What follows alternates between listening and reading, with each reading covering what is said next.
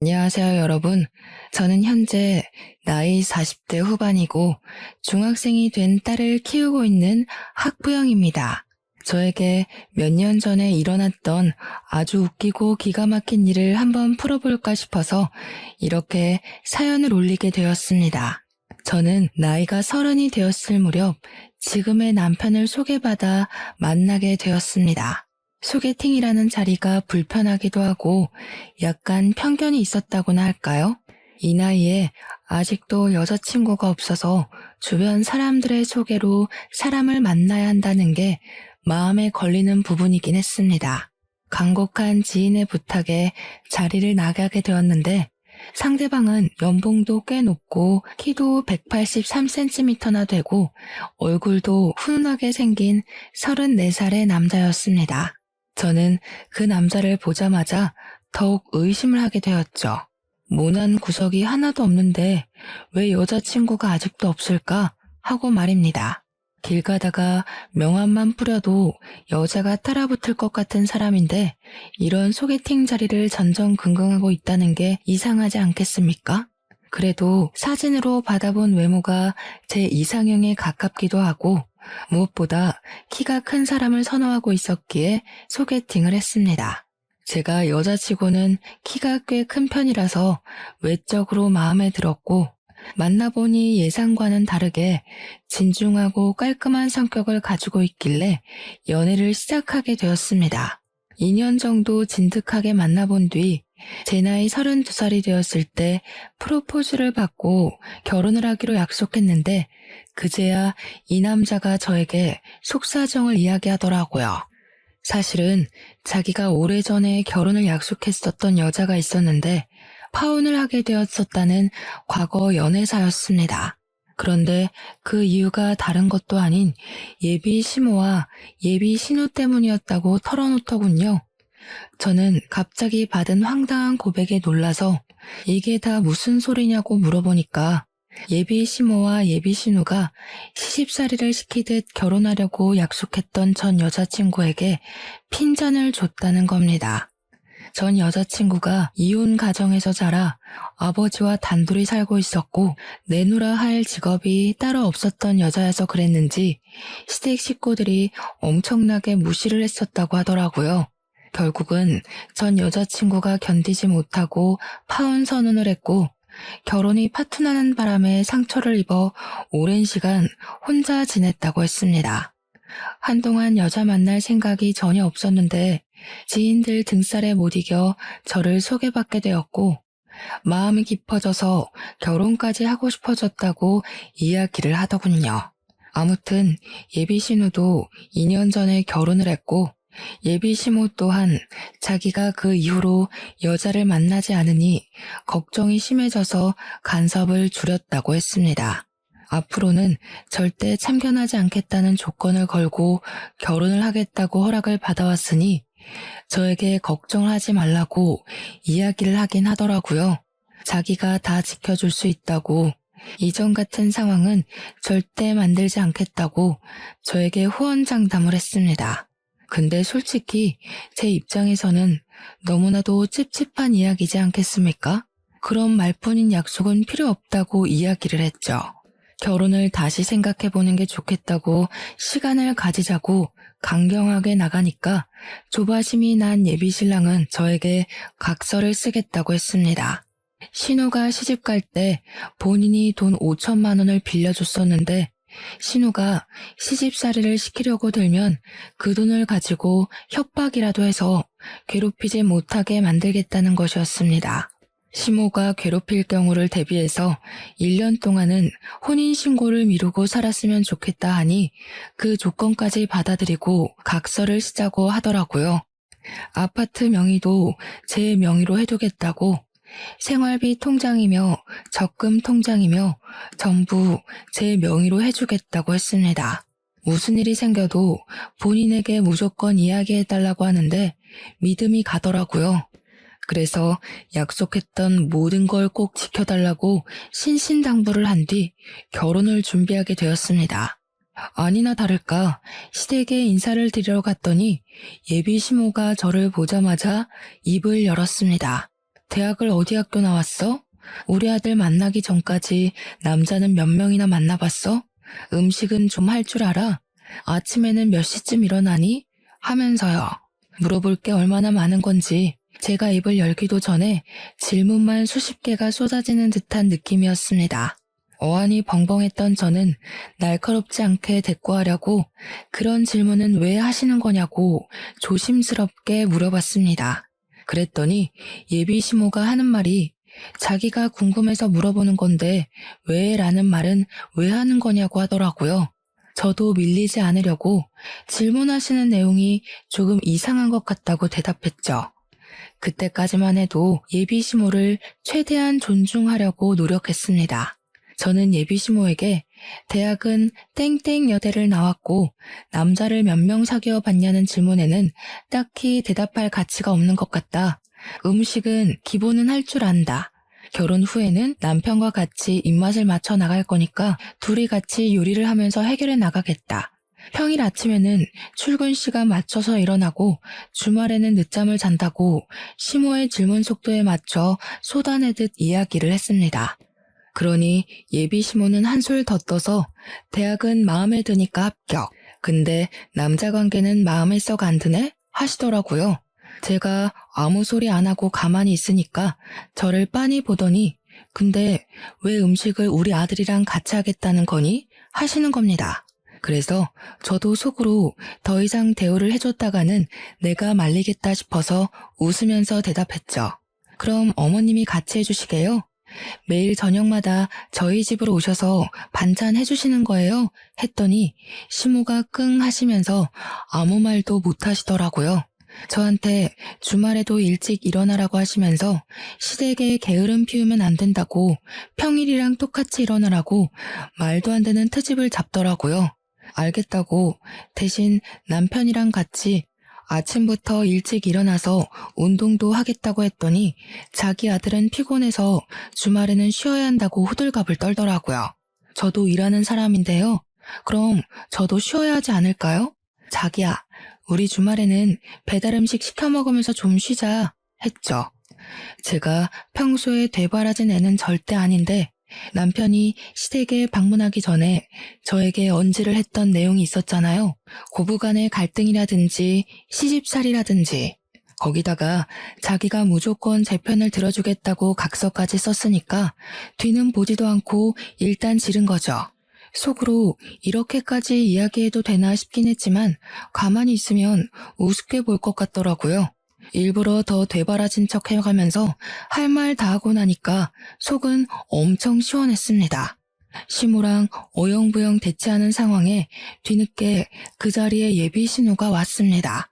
저를 현관 입구에서부터 아래 위로 쓱 한번 훑어보더니 어머, 이 아가씨가 결혼한다던 그 아가씨야? 하더라고요. 제가 그냥 안녕하세요 하고 인사를 하니까 예비 신우가 잘 됐다면서 안 그래도 자기가 시모 용돈 문제로 할 말이 있었다고 하는 겁니다. 아니, 결혼도 아직 하지 않았고 처음으로 인사를 드리러 온 자리에서 무슨 용돈 이야기를 하나 싶었죠.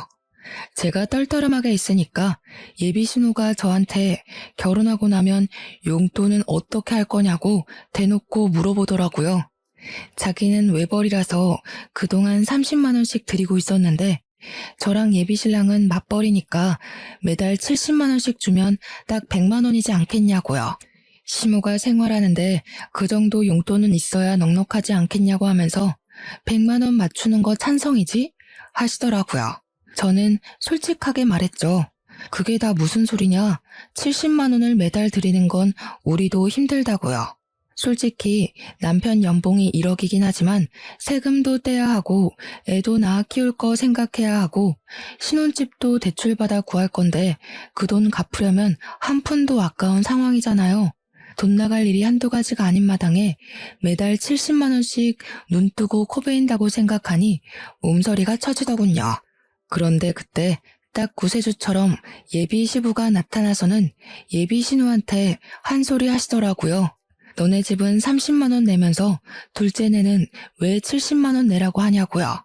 둘째네도 맞춰서 30만 원만 내면 되지. 그 정도는 줄 수 있지 않냐고.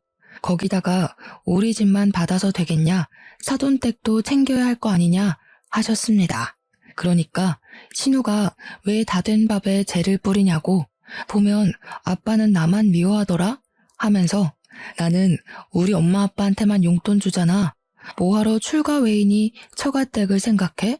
하면서 저를 은근히 흘겨보더라고요. 제가 한 건 잡았다 생각해서 예비 신우도 출가 외인이면서 지금 친정만 챙긴다고 하시네요 뭘, 이라고 했어요. 그러니까 시부가 제 편을 계속 들어주시면서 우리 사위는 부모님이 다 돌아가셔서 챙길 곳이 없어서 그런 거 아니냐고, 그럼 네가 70만 원 내라 하셨습니다. 신우가 놀래서 자기네 형편에 무슨 70만 원을 내라고 하는 거냐고 했습니다. 그러자 시부가 콧방귀를 끼면서 너네 형편만 따질 줄 아는 거냐고, 애들 일은 애들이 알아서 할 거니까 괜히 쫓지 말고 신경 쓰지 말라고 하더군요. 그 말을 듣는 순간 저는 깨달았죠. 시부만큼은 내 편이구나. 비빌 언덕이 있다. 결혼해도 괜찮겠다 하는 것을요. 신우가 입을 삐죽이면서 시모 눈치만 보고 아무 말도 못하는 걸 보니까 시부 말이 최고구나 하는 걸 느꼈습니다. 당연히 우리 집에서는 뭐 연봉 1억에 키도 크고 얼굴도 훈훈하게 생긴 우리 남편을 당연히 쌍수 들고 좋다고 하셨고요. 앞으로 잘하겠다고 절을 하는 남편의 뒤통수를 보면서 이 사람 하나 믿어보고 결혼하자 하고 결심했습니다. 양가 상견례 자리 분위기 자체는 나쁘지 않았었는데 아주 미묘한 사건 한 가지가 터졌습니다. 신혼집은 남편과 제가 같이 대출을 받아서 구하기로 했고, 혼수는 양가에서 반반씩 지원을 해주시기로 말을 다 마쳤습니다. 예단이니 예물이니 한창 떠들면서 훈훈한 분위기를 이어가는 와중에 신우가 갑자기 음식을 앞에 두고 우욱하면서 헛구역질을 하는 거예요. 순간 온 가족이 얼음이 되어서 신우를 빤히 쳐다보니까 신우가 웃으면서 사실 자기가 임신을 했다고 이야기를 하는 겁니다. 저는 기가 막히고 코가 막혔죠. 다른 자리도 아니고 굳이 저와 남편의 상견례 자리에서 임신했다고 말을 하는 게 뭔 행동인가 싶어서요. 제가 저도 모르게 허 하면서 신우를 바라보니까 신우가 자기 임신한 사실을 많은 사람들 앞에서 축하받고 싶었다고 하는 겁니다. 거기서 멈췄으면 사연에 덧붙이지도 않았을 텐데 글쎄 이 정신 나간 신우가 우리 부모님한테 그러는 거예요. 임신한 게 축복이니만큼 사돈 어르신들도 자기한테 선물 하나 해주시라고요. 제가 속으로 이게 무슨 개 같은 경우인가 하고 신우를 보고 있는데 저희 부모님도 무척이나 당황하신 거죠. 말로는 축하드려요 사돈 하는데 시모가 축하하면 성의를 보이시면 어떠냐고, 사돈댁에서 선물 하나 해주세요. 말로만 축하하지 마시고요. 하는 겁니다. 어쩜 그리 모녀가 쌍으로 뻔뻔할 수 있는지 제가 가만히 있어서는 안 되겠다 싶더라고요. 그래서 신우한테 다른 날도 아니고 제 상견례 자리에서 갑자기 이게 무슨 소리냐고 사납게 물어봤죠. 그러니 신우가 눈 동그랗게 뜨고는 뭐가 문제냐는 식으로 올케는 내가 임신 소식 전하는 게 아니고 하는 거예요. 완전히 여우가 따로 없죠. 저한테 다 뒤집어 씌우려고 저런 소리를 하는 거잖아요. 제가 그 자리에서 싫은데요? 하면 속 좁은 사람이 되는 거고, 축하드려요 하면 꼼짝없이 선물을 바쳐야 하잖아요. 근데 남편이 딱 그러더라고요. 선물을 왜 우리 장인 장모한테 해달라고 하냐고요. 매형이 그 정도 능력도 없는 사람이냐면서 제 편을 딱 들어주는데 속이 시원하더라고요. 시부가 남편 편을 들면서 그러더라고요. 가족끼리 선물은 무슨 건강관리나 잘하라고요. 허구한 날 빨빨거리면서 싸돌아다니지 말라고요. 시부가 혀를 끌끌 차면서 너도 이제 자식이 생겨서 느끼겠지만 부모가 돼서 속도 썩고 고생을 해봐야 알지 하셨습니다. 이게 덕담인지 고생하라고 저주를 퍼붓는 건지 살짝 헷갈리긴 했어요. 신우가 씩씩거리면서 말로만 축하하는 게 어디 있냐고 두 손을 내미는데 제가 그랬죠. 엎드려 절받기도 아니고 마음에서 우러러 나오는 선물을 받으셔야 하지 않겠냐고요. 달라고 우겨서 받아내면 그게 강탈이지 선물인가요? 제가 아기 베네쩌고리 정도는 해드릴 수 있다고 했습니다. 제가 막 기분을 살살 건드리면서 이야기를 하니까 저희 부모님도 깜짝 놀라시더라고요. 제가 평소에 그런 말을 하는 애가 아닌데 날선 반응을 일으키니까 저희 부모님이 저를 발로 툭툭 치셨지만 저는 오르쇠했습니다. 아무튼 신우가 자기는 연말쯤 출산할 예정이라고 하는데 저희가 말을 나눈 결혼식 날짜가 연말이었거든요. 천천히 결혼 준비해서 그쯤 결혼식을 올리면 괜찮겠다 했더니만 신우 출산이랑 겹쳐질 것 같더라고요. 다시 날짜를 상의하면서 결혼식을 조금 일찍 하는 게 좋겠다 하는데 신우가 그러는 겁니다. 결혼식에 예쁘게 입고 가려면 몸매 관리도 좀 해야 하니까 더 미뤘다가 자기 살 빼면 하라고요. 기가 막히지 않습니까? 이게 말인지 똥인지 어이가 없어서 제 결혼식에 신우 몸매가 뭐가 중요하냐고 그냥 서둘러서 하겠다고 했죠. 원래 일이라는 게 연달아서 터지기 마련이잖아요. 분명 남편이랑 저랑 결혼 전에 피임을 잘하고 있었는데요. 축복이라는 게 갑자기 찾아오게 된 거죠. 제가 임신을 하게 된 것이었습니다. 그래서 예정했던 결혼식 날보다 훨씬 당겨서 결혼식을 올리게 되어 부랴부랴 준비를 하게 되었습니다. 너무나도 급작스럽게 이뤄진 결혼에 양가에서도 개눈 감추듯 결혼식을 올리게 되었다며 조금 서운해하시기도 했죠. 근데 원래는 각서에 결혼하고 나서 1년 동안은 혼인신고를 하지 않기로 했었잖아요. 아이가 생겨서 혼인신고를 하긴 해야 할 것 같은데 당장 하기에는 또 마음에 걸리고 남편과 상의 후에 아이 낳기 전에 혼인신고를 하자고 약속을 하게 되었습니다. 저의 출산일은 다음 해 2월이었어요. 배가 나오기 전에 식을 올려야 한다고 생각을 했기에 천천히 여유를 가지고 준비하려고 했던 결혼식을 2달 만에 준비했고 저는 임신 4개월째에 결혼식을 올리게 되었습니다. 시댁에서는 겹경사라고 손주가 2이나 생긴다면서 엄청나게 좋아하셨고요.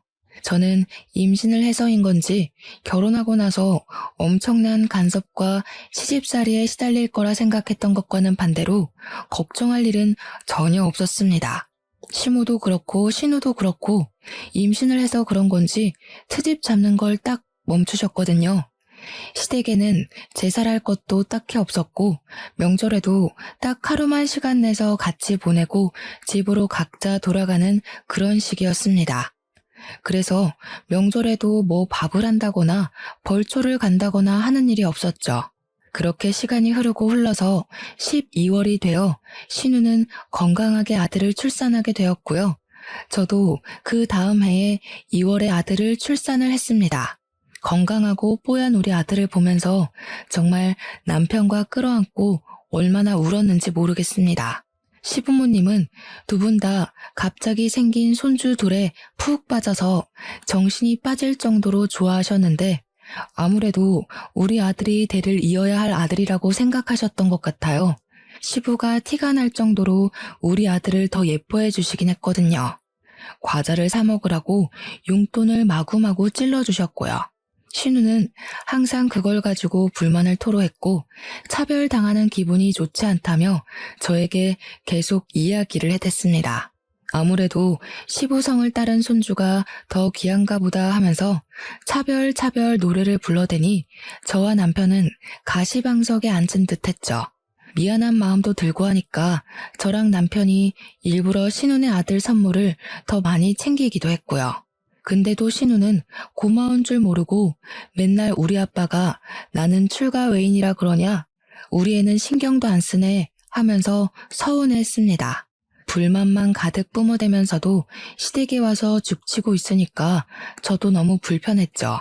하지만 시부가 매번 저에게만 용돈을 따로 찔러주시니까 할 말이 없는 입장인 거예요, 제가. 그렇게 시간이 흐르고 흘러서 3년쯤 흘렀던 어느 날 시부가 갑자기 우리 아들에게 뭐 필요한 거 없냐고 물어보시더라고요. 곰곰이 생각을 해보니 이제 슬슬 책이나 교구 같은 걸 사줘야겠다 하고 마음을 먹었었거든요. 가격이 꽤 나가서 고민 중이었는데 시부가 물어보니까 냉큼 동화 전집이랑 교구 같은 게 있었으면 좋겠다고 이야기를 했죠. 근데 통도 크게 120만 원짜리 교구 세트를 주문을 해주신 거예요. 저한테 자기가 후기 100개도 넘게 보면서 고른 거라고 하시는데 너무 마음에 들었죠. 시부한테 몇 번이나 감사합니다, 감사합니다 하고 친구들에게 자랑하고 싶어서 SNS에 딱 올렸는데 그걸 신우가 봐버린 거죠. 네, 제가 멍청했다는 거 잘 알고 있습니다. 하지만 신우랑 저랑 친구가 아니라서 염탐하고 있는 줄은 생각도 못했어요. 신우가 난리를 치면서 우리 아빠가 사줬다고? 나는 그런 거 사주지도 않았는데 왜 올케한테만 사줘? 하더라고요. 그러면서 저한테 우리 아빠가 사준 거니까 나눠 쓰자고 하는데 제가 할 말이 없어서 알겠다고 했죠. SNS에 올리지만 않았어도 이런 일이 없었을 텐데 제 팔자 제가 꼰 거 아니겠습니까? 필요한 거 있으면 빌려가시라고 이야기를 했더니 신우가 당장 와서는 몇 가지 교구를 들고 가더라고요. 그런데 짜증나는 게 신우가 빌려갔다 하면 함흥차사인 겁니다. 돌려줘야 하는데 돌려주지도 않고 빌려가기만 잔뜩 빌려가고요.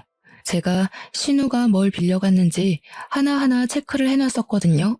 근데 한 10개 빌려가면 돌아오는 건 7, 8개밖에 없는 겁니다. 도둑놈도 아니고 빌려달라고 할 때마다 빌려줬는데 왜 들고 오지를 않는 건지. 거기다가 낙서 같은 것도 해오고 잘 떨어지지도 않는 스티커를 잔뜩 붙여오기도 하고요. 아무리 가족이라지만 남의 것인데 깨끗하게 다룰 생각은 안 하고 일부러 더 저러는 것 같았습니다. 당연히 저도 참지 않고 신우한테 막 뭐라고 했죠. 빌려간 건 10개인데 오는 건 왜 7, 8개밖에 없냐? 이 낙서들이랑 스티커는 다 뭐냐? 우리 아이 교구랑 책에다가 왜 조카 이름을 적어두냐고요. 자기 것인 거 마냥 이름 적어두는 건 진짜 선 넘는 일 아닌가요? 너무 열이 받더라고요. 한번 빌려가면 상태가 너무 최악이 되어서 돌아오니까 우리 아들이 속상해한다고 집에 있는 거 전부 깨끗하게 닦아서 돌려달라고 했습니다. 그러니까 신우가 저한테 나를 세우면서 하는 말이 우리 아빠가 사준 걸로 지금 생색내는 거냐고, 애들이 놀다 보면 그 정도 흠집은 나는 거 아니냐고 하더라고요. 저한테 더럽고 치사해서 돌려준다고 신우 집에 있던 교구들을 죄다 돌려주는데 진짜 하나같이 정상인 물건이 없었습니다. 책도 너덜너덜하고 교구들은 망가지고 부러지고 쓰레기가 따로 없었습니다. 신우가 우리 집에 획 던지더니 제가 또 한 소리 할까봐 서둘러서 조카 데리고 도망치듯 가더라고요. 문제는 그날 밤에 우리 애가 난리가 났죠. 왜 그러냐고 물어보니까 빠방이 하더라고요. 우리 아이가 애착 물건으로 여기는 자동차 장난감 하나가 있었는데 그 장난감이 사라지고 없는 거예요. 집에 방문했던 사람이 신우랑 시조카밖에 없었으니까 신우에게 전화를 걸었더니 모르겠다면서 딱 잡아떼더라고요. 제가 시조카가 들고 간 것 같으니까 집을 좀 찾아봤으면 좋겠다고 했죠. 그러니까 신우가 하는 말이 그거 얼마 하지도 않는 장난감 아니냐고 우리 애한테 그냥 주라고 그러는 거예요. 물론 가격 자체는 얼마 안 하는 거긴 했지만 우리의 애착 장난감이잖아요. 꼭 그 물건이어야만 하는 거거든요. 열받아서 신우한테 새 거 하나 사줄 테니까 집에 들고 간 건 돌려달라고 이야기를 했더니 신우가 약을 올리는 거예요. 뭘 새 걸 사주냐고. 우리 애도 이게 마음에 드는 것 같은데 너네가 새 거 써. 이래요. 아니 도둑도 아니고 자기가 들고 가놓고 처음에 모른 척하면서 없다고 잡아뗀 건 뭐냐고요 화나게. 다음날 시부가 오랜만에 밥 먹자고 불러서 시댁에 가기로 했는데 속으로 완전히 벼르고 있었습니다. 시댁에 도착해서 시부랑 시모 다 있는 데서 신우한테 손 딱 내밀고 우리의 장난감 돌려주라고 했죠. 그러니까 신우가 인상을 팍 쓰면서 아니 아직도 장난감 타령을 하고 있냐고 하는 겁니다. 그거 뭐 하면 얼마나 한다고 그냥 우리의 주라고 하지 않았냐고 신우 말이 웃음냐면서 으르렁거리더라고요. 제가 어이가 없어서 신우를 향해 싸늘하게 이야기를 했죠. 신우, 지금 조카를 도둑 새끼로 키우려고 그래요? 남의 물건을 몰래 훔쳐갔으면 신우라도 정신 차리고 돌려주라고 해야 하는 게 맞지 않아요? 그러니까 신우도 삿대질을 하면서 너 지금 뭐라 그랬어? 하고 시모도 어머어머 하면서 난리가 났더라고요. 어디 신우한테 그런 말버릇을 하고 앉아있냐면서 세상 말세다 하는데 시모를 째려보면서 한술 더 떴죠 제가. 어머님은 조용히 있으세요. 우리 집에 물건 주러 와놓고는 훔쳐갔다고요. 아니 옳게 무슨 말을 그렇게 해? 애가 마음에 들어서 가지고 온 걸 가지고 도둑이니 뭐니 말이 너무 심한 거 아니야? 말이 심하다고요? 조카를 그렇게 키우면 애가 나중에 도둑밖에 더 되겠어요? 마음에 들어서 가지고 온다니. 그게 어느 나라 법입니까 도대체? 돌려주세요 그 자동차. 와, 옳게 무섭다 정말. 그거 얼마나 한다고 치사하게 군다? 치사하다고요? 신우가 가져가서 쓰레기로 만들어 온 교구가 한두 개인 줄 아세요? 아버님이 사주신 교구의 반 이상을 신우가 가져가서 쓰레기로 만들어 왔잖아요. 빌려갔으면 곱게 돌려줄 줄 알아야지. 죄다 망가뜨리고 부러뜨리고. 우리 애는 한 번도 써보지 못한 교구도 있어요. 그러자 시모가 교구는 무슨 교구? 하면서 은근히 끼어들더라고요. 신우는 여기서 왜 그런 소리까지 하냐면서 괜히 부채질하고 있고요.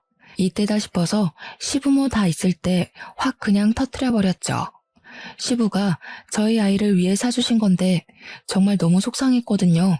아버님이 저희 아이 쓰라고 사주신 교구가 있는데 그걸 알게 된 신우가 난리를 쳤어요. 애 차별하는 거냐고. 왜 우리 아들만 사주냐고 난리를 치길래 저도 죄송해서 같이 나눠 쓰자고 했죠. 빌려주면 갖다 주기로 했으면서 빌려가기만 하고 가져다 주질 않더라고요. 돌려줘도 낙서해두고 찢고 망가뜨려서 주고요. 도대체 조카 이름은 왜 적어두는 거예요? 우리 아이 건데? 그 말이 끝나기 무섭게 시부가 버럭하면서 신우한테 너 그게 진짜야? 하더라고요. 그러면서 뒤이어 나온 말은 저를 경악에 물들게 했습니다. 너 내가 교구 사준다고 했을 때 네가 네 입으로 뭐라 그랬어? 그런 거 다 쓸모없다고. 애 장난감 사는 게 더 시급하다고 하면서 100만 원짜리 전동차 같은 거 사달라고 해서 사줬잖아. 내가 며느리한테 120만 원짜리 교구 사준 거 알고 나서는 눈에 불을 켜고 달려들어서 현금으로 20만 원도 받아가 놓고는. 그러니까 시부한테 받은 건 입을 싹 씻고 저한테 차별하면서 저희 아이 교구만 망가뜨리고 있었던 거죠. 어떻게 사람의 탈을 쓰고 저런 짓을 아무렇지도 않게 하는지 기가 막혀서 신우한테 저게 다 사실이냐고 이야기를 했어요. 신우도 지금 받아놓고 나한테 빌려주기 싫어서 입을 싹 씻은 거냐고 막 달려들었습니다. 그러니까 신우가 당황해하면서 교구를 같이 쓰자고 한 건 옳게 아니냐면서 자기가 뭘 잘못했냐고 하대요. 저도 신우한테 그럼 조카의 전동차를 빌려달라고 당당하게 요구를 했더니 신우가 그건 우리 애가 너무너무 좋아하는 거라 없으면 안 된대요. 신우도 지금 우리 아들 액착 장난감 들고 가서는 안 돌려주는 거 아니냐고, 내가 하면 로맨스고 남이 하면 불륜이냐고 물어봤죠. 그러니까 자기도 할 말이 없는지 입을 꾹 닫고 가만히 있더라고요. 우리 남편이 조용히 정색하고 있다가 갑자기 문 밖에 세워진 애들 타는 자동차 같은 거, 그게 아빠가 사준 거냐고 시부한테 묻더라고요. 시부가 맞는다고 고개를 끄덕이니까 현관문을 벌컥 열더니 그 자동차를 냅다 드는 겁니다. 그게 꽤 무거울 텐데 번쩍 들더니 차 문 열으라고 트렁크에 싣고 가자고 하는 거예요. 신우가 놀래서 우리 아들 거라고 뭐 하는 거냐고 하는데 남편이 개무시를 하더라고요. 남편이 차에 시동을 걸면서 왜 못 가져가게 하냐고 서로 나누고 치사하게 굴지 말자더니 우리도 빌려 탈게 하고 저보고 빨리 차에 타라고 하더라고요. 남편이랑 집으로 돌아오니까 바로 전동차를 꺼내더니 아들 태우라고 하는데 속이 시원했습니다. 전동차 상태를 보니까 신우가 애지중지한 것 같더라고요. 신우는 계속 남편한테 저한테 전화하는데 저희는 무음으로 돌려놓고 무시해버렸습니다. 남편이 집에서 유성매직을 가지고 오더니 아들에게 쥐어주고는 차에다가 낙서나 실컷 타라고 하는데 빵 터졌네요.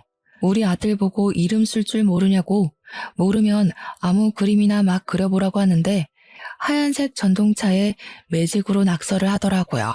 거기에서 멈추지 않고 남편은 집에 있는 잘 뜯어지지도 않는 종이 스티커를 막 들고 오더니 차에 붙이기 시작했습니다. 이 정도는 해줘야 제대로 된 복수 아니겠냐고 하면서요. 그날 저녁에 심해부가 퇴근을 했는지 신우랑 같이 우리 집으로 찾아왔더라고요. 큰 봉투에 그동안 돌려주지 않았던 우리 아들의 장난감을 바리바리 싸들고 와서는 전동차 달라고 하더라고요. 제가 이미 더러워진 전동차를 가리키면서 가져가세요.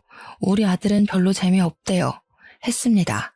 전동차에 낙서랑 스티커가 잔뜩이니까 시조카가 엉엉 울면서 자기 거 아니라고 이런 거 없었다고 하는데 신우가 저를 째려보더라고요. 꼭 이렇게까지 치사하게 굴어야 속이 시원하겠냐고 이야기를 하는데 저도 신우처럼 눈 동그랗게 뜨고 모른 척 했습니다. 제가 뭘 어쨌냐고. 신우도 우리 아들 거 이렇게 다루길래 저도 그래도 되는 줄 알았죠 하면서 눈치 없는 사람처럼요.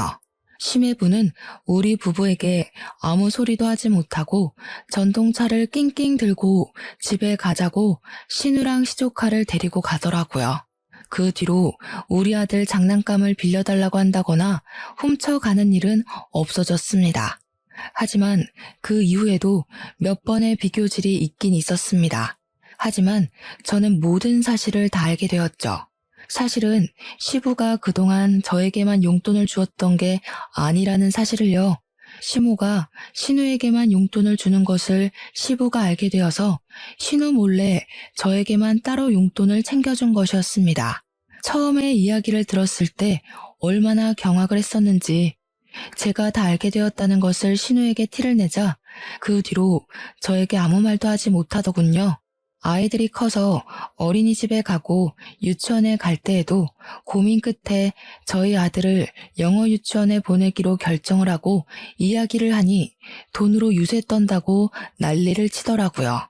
저희 돈으로 저희 아들을 영어 유치원에 보내겠다는데 신우가 왜 거품을 물고 달려드는지 결국에는 신우도 저희 보란 듯이 시조카를 영어 유치원에 보내기로 했다고 하면서 없는 형편에 사치를 부리더군요. 꾸역꾸역 유치원을 졸업하고 나서 초등학교에 입학을 하고 난 다음 또다시 일이 터졌습니다. 조카와 우리 아이가 초등학교 입학할 때 시부가 정년퇴직을 하시고 노후를 즐기시겠다고 선언을 하셨거든요. 우리 시부의 취미가 난가꾸기, 꽃 심기 이런 것이었는데 정년퇴직을 하시고는 등산을 다니시기 시작하셨어요. 근데 등산이라는 게 보통 주말에 하는 취미잖아요. 주말마다 시부가 나가니까 시모가 은근히 저랑 신우를 붙잡고 시부가 바람난 것 같다고 하시더라고요. 제가 기가 막혀서 시부가 그럴 사람이냐고 나이도 벌써 70대 중반인데 바람은 무슨 바람이냐고 했죠. 그렇게 걱정되시면 시모가 따라서 등산에 가면 되는 거 아니냐. 부부 등산도 많이 하더라 하니까 일 없다 하시대요. 시모가 뚱뚱하시거든요. 운동하는 걸 엄청나게 싫어하시니 그럴 수밖에요. 시조카가 초등학교 3학년이 되고 우리 아이가 초등학교 2학년이 되었을 때쯤 발육 상태에 차이가 나기 시작했습니다. 제가 여자치고는 키가 큰 편이라고 했었잖아요. 제 키가 169cm거든요. 우리 남편의 키는 183cm고요. 시부랑 시모도 키가 꽤 큰 편인데 신우만 혼자 키가 157cm로 작은 편이었습니다. 심해부의 키도 저랑 눈높이가 비슷한 걸로 봐서는 160 후반대거나 딱 170 정도로밖에 보이지 않았고요. 그러니까 우리 아들은 초등학교 2학년임에도 불구하고 키가 130cm였거든요. 근데 시조카는 키가 훨씬 작았어요. 3학년이라고 해도 개월수 자체는 2개월밖에 차이가 안 나긴 하지만 키가 113cm밖에 안 됐거든요. 누가 봐도 우리 아들이 형처럼 보이고 그래서 신우가 키 가지고 엄청 스트레스를 받아 했었습니다. 그런데 우리 아이가 발육 상태가 좋은 만큼 밥을 정말 많이 먹고 가리는 것 없이 참 잘 먹어요. 저랑 남편이 부부 동반으로 일이 있어서 어쩔 수 없이 시댁에 하루 아이를 맡겼는데 그날 신우도 시댁에 조카를 데리고 방문을 한 거죠. 그날 저녁에 시부모님께 아이를 봐주셔서 감사하다고 인사를 드리고 집에 왔는데 애가 배가 고프다고 밥을 달라고 하는 겁니다. 저녁 안 먹었어? 하니까 짜장면을 먹긴 했는데 배가 고파 죽겠대요. 왜? 얼마 못 먹었어? 하고 물어보니까 자기는 매운 걸 전혀 먹질 못해서 짜장면을 시켰고 시조카는 매운 걸 워낙 잘 먹는다고 짬뽕을 시켰대요. 근데 막상 음식이 도착하니까 짜장면이 먹고 싶다면서 반을 덜어 가더라는 겁니다. 우리 아이가 매운 거 못 먹는 걸 뻔히 알면서 짬뽕을 먹으라고 덜어주더래요. 아이가 결국 짜장면 반 그릇으로 저녁 내내 시간을 보냈으니 당연히 배가 고팠던 거죠. 시조카는 짜장면에 짬뽕까지 다 처먹었다고 하는데 짜증이 확 나더라고요. 키 차이는 그렇게 나는데 시조카가 몸무게는 훨씬 더 많이 나가거든요. 소화비만 판정을 받을 정도로 몸이 퉁실퉁실했어요. 우리 아이에게 밥을 차려주면서 다음부터는 나눠 먹기 싫다고 하던가 아니면 곱빼기로 시켜달라고 이야기를 하라고 했죠. 한 3주쯤 지나서 부부 동반 모임에 참석하느라 아이를 또 시댁에 맡기고 모임이 끝난 뒤 데리러 가니까 우리 아이 표정이 좋지 않더라고요. 혹시 오늘도 짜장면 먹었어? 하니까 신우 눈치를 슬쩍 보면서 고개를 끄덕이는데 먹는 걸로 치사하게 굴었구나 싶었습니다. 시댁에 신우랑 시조카, 시모까지 다 있어서 거기서 이야기를 꺼냈죠. 우리 애도 짜장면 한 그릇 다 먹을 수 있는 아이라고 시조카에게 반 덜어주고 싶으면 앞으로 우리 아이는 곱빼기로 시켜줬으면 좋겠다고요. 그랬더니 우리 아이가 울먹이면서 곱빼기를 시켜달라고 했더니 소화비만 된다고 안 된다면서 말렸다는 겁니다. 제가 진짜 너무 화가 나서 시조카를 보면서 말을 했죠. 누가 누구 보고 비만 타령을 하는 거냐고요. 그러니까 신우가 지금 우리 애 들으라고 한 소리냐면서 눈에 불을 켜고 달려들더라고요. 지금 우리 애가 비만이라는 거야? 뭐야? 안 그래도 학교에서 6개월마다 체중 검사하는데 애가 자꾸 비만으로 떠서 스트레스 받아 한다고. 우리 애 앞에서 상처 주지 말고 말 좀 가려서 할 수 없어? 어머, 비만 맞잖아요. 학교에서도 살 빼라고 줄넘기를 강제로 시킨다면서요? 벌써 그러면 어떡해요? 보아하니까 식탐까지 있는 것 같은데. 너 그러면 살 못 뺀다? 근데 그 순간에 등산을 다녀온 시부가 현관문을 열고 들어오셨습니다. 시조카를 보면서 벌써 비만이면 어떡하냐고, 먹는 것부터 조절을 해야지 짜장면을 먹이면 어떡하냐고, 열량도 높은 음식이라고 2차 잔소리를 시작하셨습니다. 그러니까 신우가 키 크려면 가리는 것 없이 먹어야 하는 거라면서 비만은 무슨 비만이냐고 이거 다 키로 갈 거라고 하더라고요. 그래서 제가 풋 하는 소리를 일부러 내면서 웃었죠. 신우, 키는 유전인 건 몰라서 그래요? 신우도 작고 심해부도 뭐 아무튼 먹는 거 조절하는 게 좋을 것 같아요. 거기다가 운동을 해야 애 키가 클 텐데 이야기 들어보니까 주말 내내 시댁에서 휴대폰만 본다면서요? 그것도 누워서요.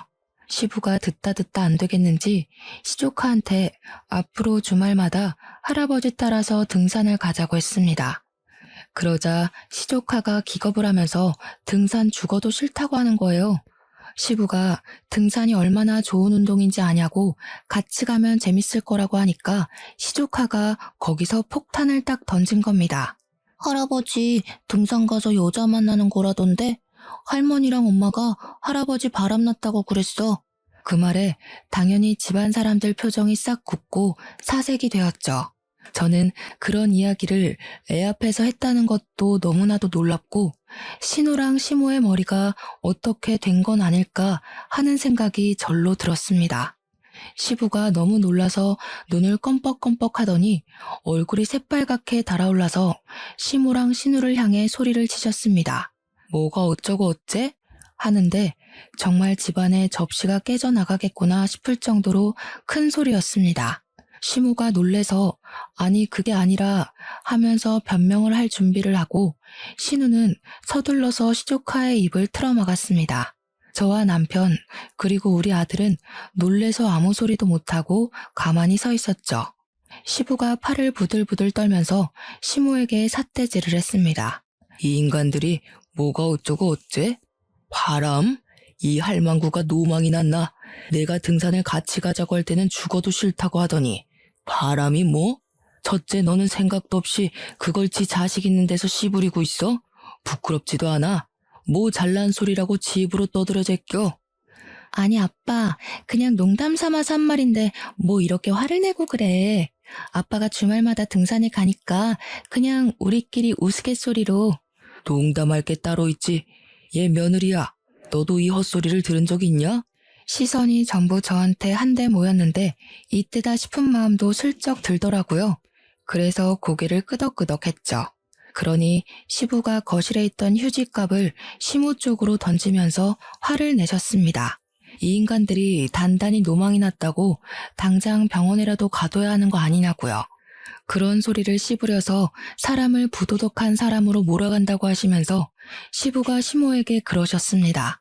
모 눈에는 뭐만 보인다더니 당신이 그런 소리를 자기한테 해도 되냐고요.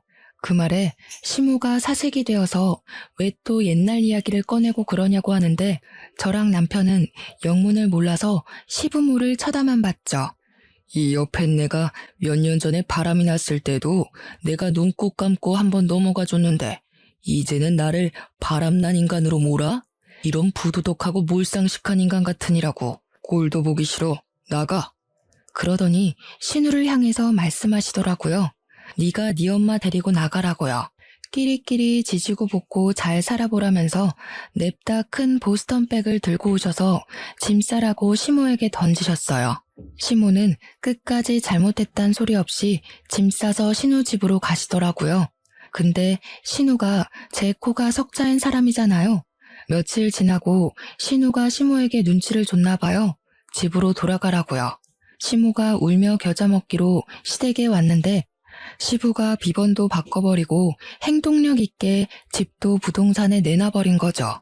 시모한테 따로 살자고 하면서 황혼 이혼 모르냐고 별거 하자고 자기는 원룸 가서 살 거라면서 이혼 소송도 불사하겠다 선언을 하셨습니다.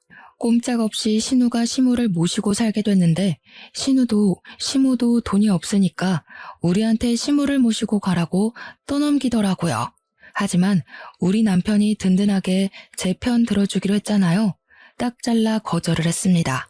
누구 때문에 파혼했었는지 기억도 못하는 거냐고. 마누라랑 각서 쓴 게 있어서 시모 모시고 살면 당장 이혼이라고 했죠.